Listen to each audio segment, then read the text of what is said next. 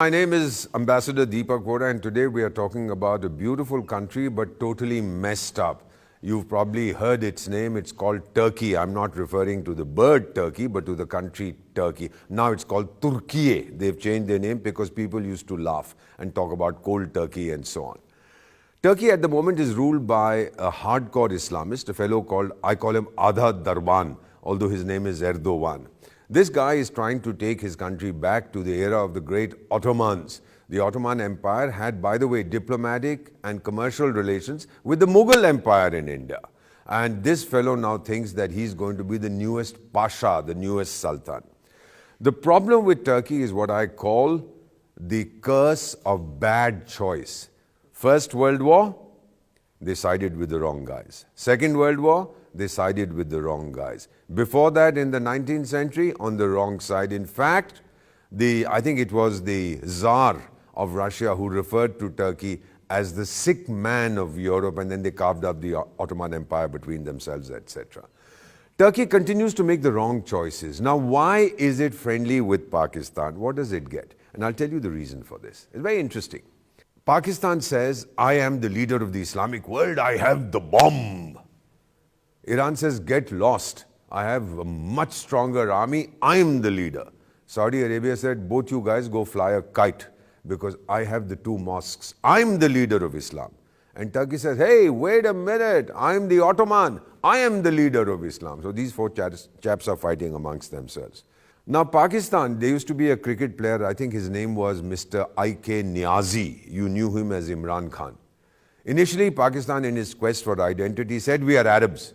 The Arabs said, if you are Arabs, then we would be Europeans. Then they said, sorry, we are Central Asians. So the Central Asians said, if you are Central Asians, then we are Chinese. That didn't work. So finally, this Shri Niazi said, no, we are Turks.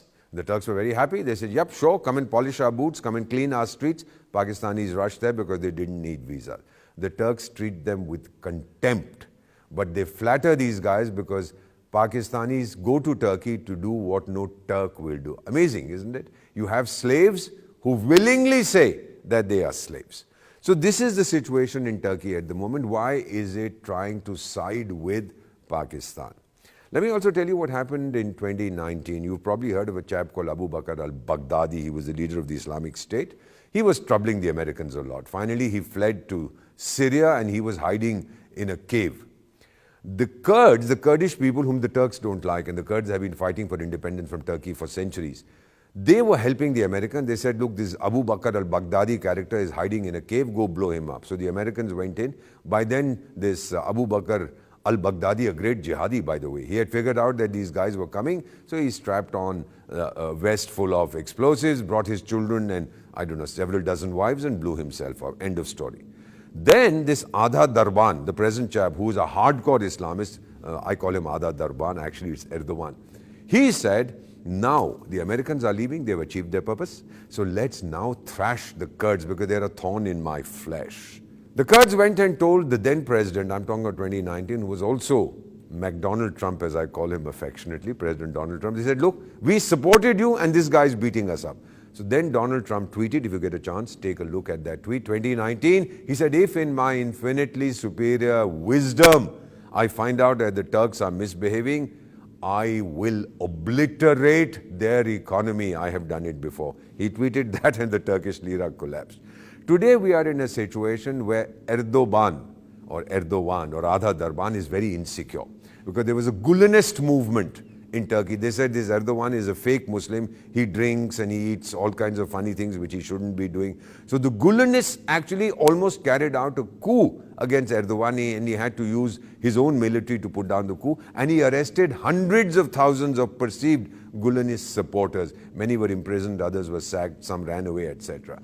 So while the country is right the moment siding with Pakistan, appears to be siding with Pakistan because the Pakistanis say, look, we are your faithful, humble, loyal, free servants. We'll do what you want.